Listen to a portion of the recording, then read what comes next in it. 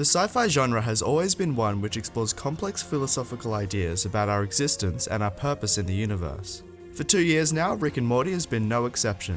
From telepathic brain parasites that embed themselves into the memories of their victims, to a microscopic theme park built inside the body of a homeless man, the show never fails to deliver episodes that are equal parts interesting and hilarious.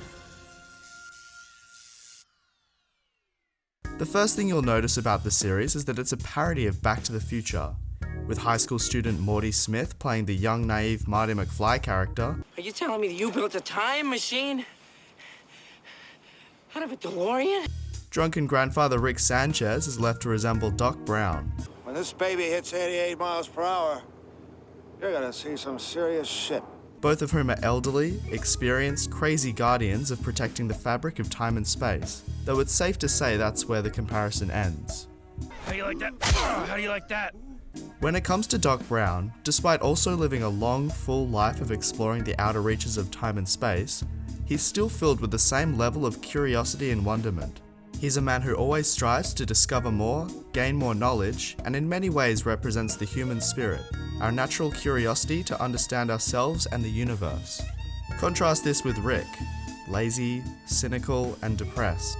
How can someone with such a passion for knowledge and discovery become so jaded? Look, I don't know. I'm watching the same thing you guys are. It could be that he's grown tired of the universe and what it has to offer, or perhaps there's another reason. The show repeatedly explores the concept of multiple universes, or the multiverse, an infinite collection of differing realities that Rick can interact with. There's a universe where all of humanity has evolved from corn, a universe just like ours except dogs are in charge of humans, and a universe where everyone is a Cronenberg monster. Yeah, Cronenberg, Rick. But, I'm gonna miss Cronenberg world because everyone was Cronenberged all along like us from the beginning, In the episode The Ricks Must Be Crazy, this idea is taken one step further in the form of nested universes. Not only does the infinity of the universe expand forever outward until worlds where everything is on the cob becomes commonplace. Are those mountains on a cob? Now it deepens infinitely into these many sub-universes. In the episode, it's revealed that Rick's engine is actually a microverse, an expansive world containing an evolved intelligent species that he originally created with the sole purpose of providing energy which he could siphon to his spaceship. We then find out later in the episode that inside this microverse is yet another nested universe called a miniverse, and besides meeting its expected criticisms from Rick, Dumb name. It marks the beginning of a trend of sub-universes, later spawning the Tinyverse and most likely leading to a Smallverse, Littleverse, and all other kinds of verses. As this continues on and on, it begs the question, where does the trend begin? If creating a universe within a universe is physically possible, then it's reasonable to assume that Rick's universe, the supposedly highest level universe, is actually just a world contained in yet another world. We know that Rick created his universe, he observes this universe, and he has the power to destroy it. By definition, this makes Rick the god of this world. The same applies to the other two characters in the episode. And so for Rick to understand the creator of his universe is to comprehend his own god, his creator, his observer, and his potential destroyer. In the episode Close Rick Counters of the Rick Kind, after Jerry is upset that Doofus Rick had to leave, Rick comes to comfort him. Now, on Rick's wall is a nice conspiracy board, and on this board there's a few familiar details, including Mr. Meeseeks, Abradolf Linklar, the Sigerians, and Rick's ray gun and spaceship. Rick is stringing together a conspiracy, but what do all of these seemingly independent elements all have in common? Well, each image features an item or character which best represents an episode in the Rick and Morty series so far, such as Dr. Xenon Bloom from Anatomy Park. This board brings about many questions, like how is Rick, in all of his adventures, able to distinguish those that became episodes? It's because through his genius, Rick has come to understand the universe that contains his universe. Our universe, which contains the show Rick and Morty. Let's go back to our definition of a god.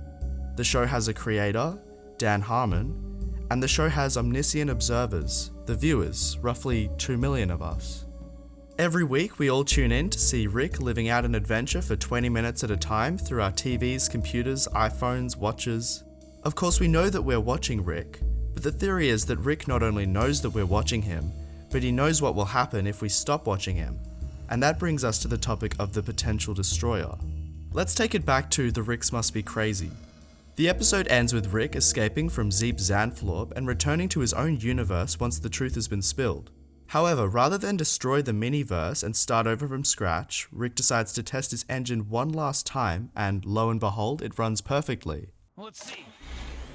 So why don't we look at this from Zeep Zanflorp's perspective? In this short period of time, he learns who his god is, meets with his god, learns why he was created, and what his purpose is. Clearly unhappy with all of this, he has only one objective: to stop Rick from escaping the miniverse. Rick entered it as a last attempt to try and fix it, so that his spaceship can work again. Realizing that he hasn't been giving Rick what he wants, Zanflorp prevents Rick from escaping so that he can't destroy the miniverse. After Rick eventually does manage to escape, in a final act of desperation, he decides to do what his god had originally planned for him. He forces his people to return to the primitive form of power generation. Zeep Zanflorp is cursed with knowing exactly how meaningless his existence is, and knowing what he has to do to remain existing. Now let's bring it back to Rick. Already I imagine you guys are seeing the parallels. Here is a character who knows who his higher power is. It's us, the viewers. He knows what his sole purpose is, to provide entertainment to us, and he knows what will happen if he fails to do this. The show could be cancelled. This explains why he's constantly trying to coin his own catchphrases. It explains why he's constantly breaking the fourth wall, including episodes where he says, See you next week, everybody. Rick knows that we're watching him, and that he's a character in the show. Despite being in constant danger, he has this detached, almost bored attitude to being in genuine danger. This is because he knows that he has plot armor. Basically, the main character can't die. There are no real consequences to his actions in the show, as long as he remains funny and entertaining. Perhaps this is the reason he brings Morty along on his adventures. He's a seemingly useless character. In the past, it's been explained that he hangs around Rick to counteract his genius waves with not-so-genius waves. But maybe Morty tags along to make the adventures more interesting, to create chemistry between the characters, to serve a character arc to the audience.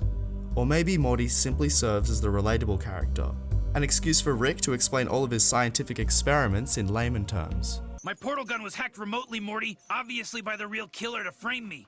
Once we accept this theory, suddenly the promo commercials are part of the show.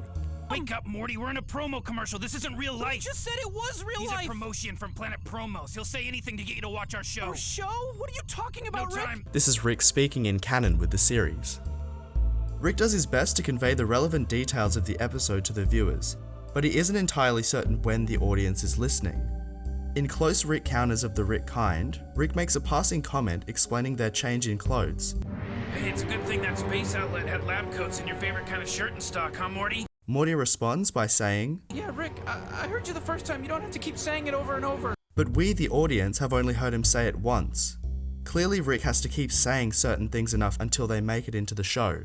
This is the only way that he can move the plot in a certain direction. But you might be asking, why is Rick trying so hard to be entertaining? Surely he can simply acknowledge that his gods are yet to destroy him and that he can trust that the show is moving in the right direction. First, we'll make the assumption that Rick's timeline is roughly in sync with our own. Between each episode, approximately 1 week passes in Rick's time in any given season. The dates in the year also match up with our own because the family celebrate Thanksgiving during our Thanksgiving. Well, not my Thanksgiving because I live here, but I'm sure it's your Thanksgiving if you live here. They also celebrate Christmas near enough to our Christmas. If Rick knows the days that episodes air in our universe, then he can also figure out when seasons begin and end based on long breaks between episodes. Imagine Rick's concern when he realizes that the first season of his show started way later than most shows usually do.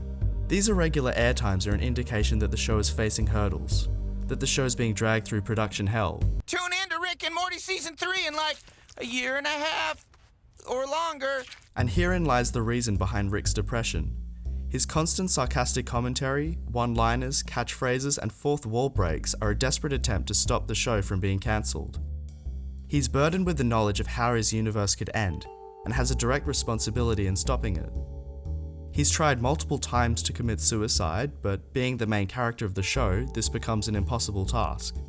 In an interview with Dan Harmon about what sci-fi was and where it was going, he said, "Sci-fi is just us living in a world where people are starting to realize that we're inheriting the role of God. So we stopped talking about magic cows and beans and witches, and we just transferred that to something that feels, as it did back then, possible. And so in the show he offers up two very real representations of humanity. There's Rick, who represents our compulsive curiosity, a need to discover the unknown and understand a higher power. And the second is offered up through Jerry, representing humanity's ignorance, our contentness with not knowing, living in a comfortable bubble, and substituting science with pseudoscience and belief. Although the show portrays Jerry as a simpleton, the victim of Rick's judgmental cynicism, when we compare the two, something else becomes very apparent. Despite all of Rick's knowledge, he's clearly depressed and suicidal, and Jerry appears to be content with his life, however simple and small. It calls to question which life we as an audience would rather lead. Do you want to be a Rick or a Jerry? One of the most asked philosophical questions is, what is the meaning of life? But maybe instead of asking this, we should be wondering whether the meaning of life is something we should know. Who's to say there isn't a higher power that created us, that watches over us and could destroy us? As scientists constantly push the boundaries of discovery, we have to accept the possibility that our higher power may not be perfect. Like Rick, we could be being watched like a TV show, or providing some sort of entertainment to an alien race. Show me what you got! Or perhaps, like the miniverse, our entire existence is based on providing some meaningless resource. Or maybe we exist to perform some meaningless task, like passing butter. What is my purpose? You pass butter. Oh my god. On one hand, it makes us anxious to understand our purpose and to control it so we don't get cancelled. But on the other hand, it gives us peace of mind that sometimes knowledge is a burden, and our current state of not knowing is a blessing in disguise. As long as we don't absolutely know why we exist, it allows us to answer that question in any way we like.